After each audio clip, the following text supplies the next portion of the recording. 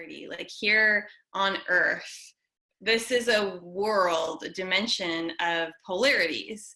There's existence, there's non-existence, there's hard and soft, there's light and dark. And when we look at masculine and feminine, and it can allow us to not mush it all together. If I know when I am in what I'm talking about as my feminine versus when I'm in my masculine, which will define that, then I have more choice about when I use which energy and how I use it. It doesn't mean, it's not a prescription that all women have to be in their feminine and all men have to be in their masculine. That's like the paradigm from like, you know, the 40s and 50s that was unhealthy, toxic masculine and feminine. And you know, and now we're coming into a new age. We've come a bit through, we're still working through the healthy masculine and feminine, and now we're coming to more the sacred, where how do we use those energies in a way to enliven ourselves, get in touch with more love, get in touch with our bodies,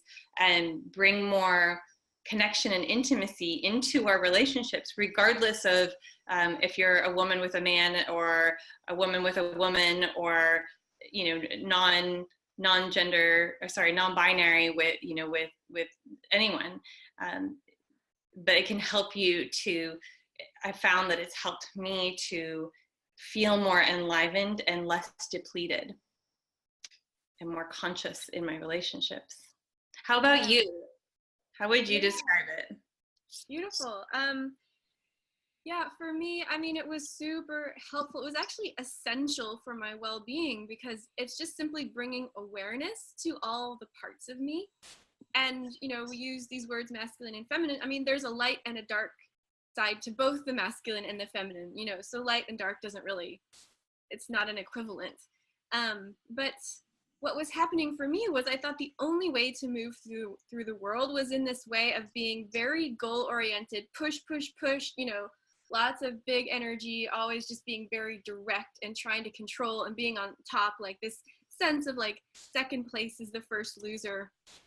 And that energy is great sometimes for building things, like it's really good in, you know, when it's needed, right? But when it comes to health and beauty and relationships, you need to balance it. And there was no balance within me. There was no flow or letting go, or I suppressed my feelings because I thought they were weak and lesser than. And in doing so, there was this cacophony of self-criticism in my head all the time, of like trying to push away and suppress aspects of my humanity.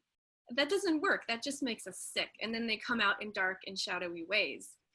So I just didn't understand that there was this whole feminine aspect that was in there to tap into.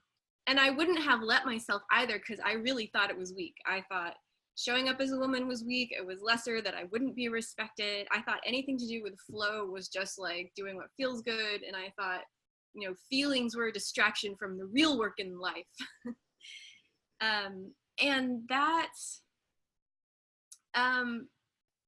And so I was really scared to approach any of that. And it wasn't until I just started doing some more contemplative practices, meditation and other things, without the goal, because I didn't know this side of me existed or was suppressed. I wasn't even aware of it.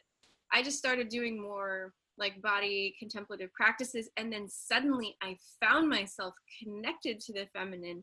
And like Karen said, I just felt this huge rush of energy and power. And it was like, oh my God, it's been here my whole life. What have I been waiting for? It's just been waiting for me.